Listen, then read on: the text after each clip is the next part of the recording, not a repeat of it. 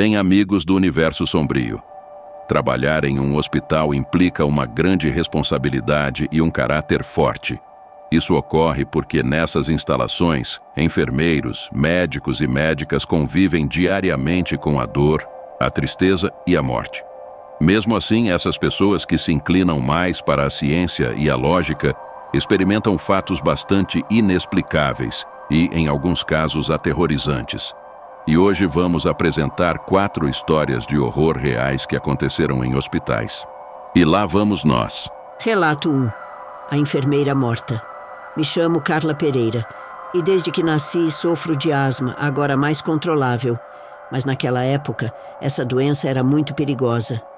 Eu passava a maior parte do tempo no hospital devido a crises asmáticas, chegando ao ponto de ser internada por comer um pouco de chocolate. A última vez que estive em um hospital foi por essas crises asmáticas, mas dessa vez foi muito grave. Estava conectada a um respirador, internada por pouco menos de 5 meses. Meus pulmões estavam cheios de secreções e os exames não eram encorajadores. Eu estava deixando de respirar por conta própria. Lembro-me, entre sonhos, de ouvir o médico dizer à minha mãe que, se não fosse operada, eu morreria. No entanto, se fosse operada, havia 50% de chance de sobreviver e o outro 50% era a morte, devido à possibilidade de não aguentar a anestesia. Deram-me menos de 3 dias de vida. Durante a madrugada, uma médica entrou.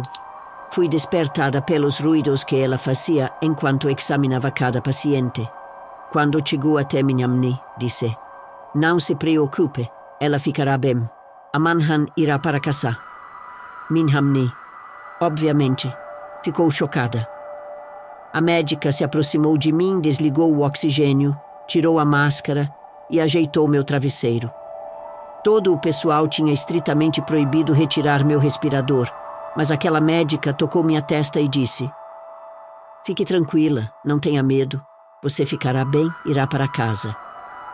Ao ouvir essas palavras, senti muita paz e tranquilidade, também muito sono. Lembro-me de que ela disse à minha mãe para dormir um pouco, pois iria buscar um travesseiro para ela.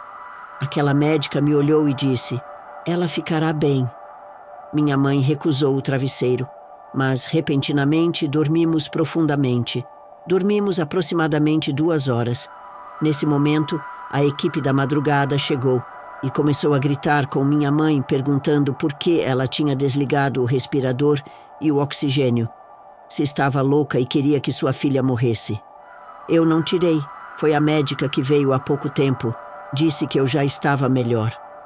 Essas foram as palavras da minha mãe para essa nova enfermeira. Obviamente, as enfermeiras perguntaram sobre qual era a médica que estava presente naquele momento. Nenhuma que minha mãe a descreveu. Bem, ela vestia um uniforme branco, colete azul marinho e um gorro peculiar de médica. Além disso, ela é muito bonita. As enfermeiras ficaram confusas, já que o uniforme daquele hospital era branco com coletes de cor pêssego e sem gorros. Elas não disseram nada à minha mãe e simplesmente saíram. Fiquei inquieta porque notei que ela disse algo estranho e perguntei por que ela tinha mentido para essas enfermeiras. Acontece que a moça que entrou para desconectar meu respirador não era uma médica, mas uma enfermeira. Vi que ela estava vestida como se tivesse saído de uma sala de cirurgia, usando um avental azul, um gorro azul e calças azuis. E aqui vem o estranho. A médica ou enfermeira, ou o que quer que ela fosse, parecia diferente para nós duas, mesmo estando no mesmo lugar. No dia seguinte, recebi alta. Realidade ou alucinação, nunca mais pisei em um hospital desde então. Um dia, a família contou essa história, e uma tia disse que a enfermeira fantasma salvou minha vida. Essa enfermeira havia morrido em um incêndio neste hospital. Relato 2. O vulto misterioso. Meu nome é Fernando Roberto, sou de São Paulo e trabalhei como segurança em uma unidade de saúde em Itaquera. Meu turno era de 24 horas. Este centro de saúde ficava no topo da unidade e tinha que abrir às 7 da manhã. As enfermeiras e médicos encerravam o expediente às 5 horas da tarde. Obviamente, por ser segurança, eu ficava sozinho até o dia seguinte. Já trabalhava nessa unidade de saúde há cerca de 7 meses, e durante esse tempo, coisas muito estranhas aconteceram quando anoitecia. Barulhos estranhos no teto, batidas na parede ou sons de bolinhas rolando na entrada. Claro, isso me assustava, mas eu tentava encontrar alguma lógica e, mesmo que não encontrasse, pensava em algo lógico para me acalmar. No dia 8 de abril de 2022, entrei no meu turno normalmente à tarde. As enfermeiras e médicos foram embora e eu, como em cada turno, tive que fazer uma ronda por todo o centro de saúde para ver se alguém tinha ficado escondido. Quando terminei, fechei a porta de entrada com cadeado e a porta de entrada para a sala de espera com chave. Fui para uma sala de consulta para comer e descansar. Às 8 da noite, estava mexendo no meu celular tranquilamente quando ouvi um som. Parecia que alguém estava caminhando no pátio. Não era na rua, porque parecia muito perto. Eu me alertei rapidamente, abri a cortina da janela que dava para esse local, mas não havia ninguém. Mesmo assim, o som dos passos não desapareceu. Eu olhei com muito cuidado para garantir que ninguém tivesse pulado enquanto verificava o pátio escuro. Esses passos pararam de ser ouvidos, mas de repente ouvi passos novamente, não mais no pátio, mas dentro da unidade de saúde. Nesse momento fiquei cheio de medo, pensando que alguém havia entrado para roubar. Mas não ouvi nenhuma porta se abrindo. Mesmo assim, os passos continuavam rondando na sala de espera, assim como ouvi o barulho de uma porta sendo batida. Liguei para a polícia e pedi ajuda. Disseram que chegariam em 5 minutos. Abri minha porta para encontrar o corredor da sala de espera, que estava com a luz apagada e conectava a uma sala de consulta que eu sempre fechava, mas agora estava aberta. Eu gritei para que saíssem, que a polícia já estava chegando. Fingi ter uma arma, mas não recebi resposta. Ao gritar novamente que a polícia estava vindo, no consultório em frente, um homem passou. Pude vê-lo claramente. A luz estava acesa. Esse ser passou de um lado para o outro. Eu disse ser porque vi claramente que ele não tinha pernas, apenas o torso. Ele flutuou. Senti vontade de desmaiar, minha cabeça doía muito e ele deu um grito alto. Corri em direção à porta, mas não consegui abri-la, pois estava trancada. Eu a abri e saí. Também abri o cadeado e fiquei esperando pela polícia na rua. Não queria estar lá. Quando a polícia chegou, me interrogou. Não contei o que vi e mencionei apenas que alguém estava dentro. Eles sacaram as armas, procuramos por todo o centro de saúde, mas obviamente não havia ninguém. Eu permaneci todo o meu turno e nos meses seguintes fora. Nem mesmo consigo explicar o que vi ou como conseguia ouvir esses passos. Não consigo entender o que foi ou o que causou isso. Isso será uma lembrança nas minhas noites, mas não ouvi mais desde aquela noite. Relato 3. O menino perdido. Há 20 anos, ou seja, em 2003, trabalhei na cidade de São Paulo, no Santa Marcelina. Esta noite foi uma das primeiras. Levei um paciente para a cirurgia às 2 da manhã e depois voltei pelos corredores que eu achava difíceis de memorizar. Caminhei por uma área do hospital que costumava ser pediatria e agora estava abandonada. Neste local guardavam coisas como camas ou coisas que não funcionavam mais. Continuei andando por esse corredor iluminado, mas com algumas lâmpadas piscando. Parecia sombrio porque eu estava totalmente sozinho. Antes de virar, vi um menino pequeno saindo de uma sala. Ele estava na minha frente. Tinha cerca de 7 anos, usando um calça azul, sapatos pretos com fivela e cabelos um pouco longos.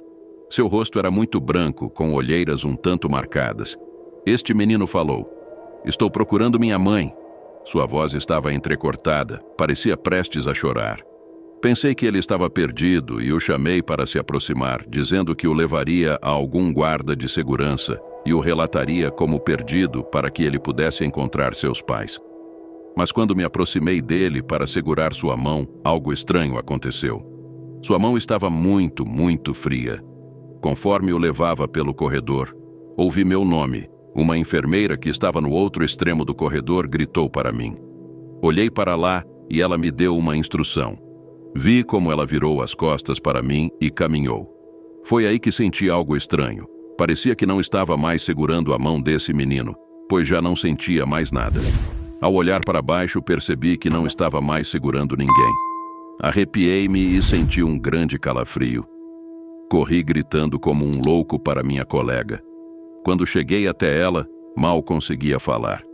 O menino o vi ir embora enquanto minha colega começava a se preocupar.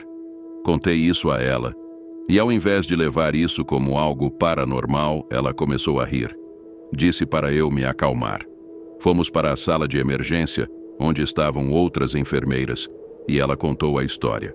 Algumas riram, outras ficaram surpresas porque havia rumores dessa aparição desse menino nos corredores do hospital, já que vários enfermeiros e médicos tinham visto esse menino vagando pelos corredores. Relato 4. Lamento no banheiro masculino. Me chamo Penélope Nova e tenho uma história bastante curta. Há um tempo, estive cuidando do meu namorado no hospital. Era madrugada e eu estava na sala de espera. O banheiro ficava próximo a ela. Nesta sala havia várias pessoas, algumas já estavam acomodadas dormindo nessas cadeiras de metal, que, aliás, são bastante desconfortáveis.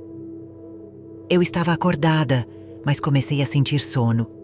Ao cochilar, ouvi um choro de mulher no banheiro feminino. Parecia que alguém estava chorando desconsoladamente. Quando abri os olhos, pensei que tinha sonhado com aquele lamento, pois não o ouvi mais. Mas notei também que as outras pessoas acordaram, pois certamente tinham ouvido o mesmo que eu. Normalmente não pensaria em algo paranormal. Afinal, era um hospital, e facilmente poderia ser uma senhora chorando por algum ente querido. Não se passaram nem 10 segundos quando ouvimos novamente esse choro dilacerante que vinha do banheiro, mas agora o masculino. Esse lamento ecoava nas paredes e soava macabro. Todos ficamos olhando enquanto ouvíamos esse lamento de dor. O segurança que estava próximo também ouviu, se aproximou de nós e disse que provavelmente uma moça havia entrado. O segurança foi lá tirar ela, mas demorou alguns segundos. O lamento já não se ouvia. Pensei que ele a tinha acalmado. No entanto, o segurança saiu pálido, com os olhos bem abertos. Parecia que ele tinha visto algo extremamente aterrorizante, mas nos disse: "Não há ninguém no banheiro." Aquelas palavras arrepiaram a pele de vários, se não de todos, que estavam na sala de espera. Desde que o segurança entrou, deixamos de ouvir aqueles lamentos. Gostou do nosso conto de hoje? Então comente, compartilhe, curta, inscreva-se e ative as notificações. Quer colaborar conosco? Envie sua história e a produziremos no canal. O próximo conto pode ser o seu.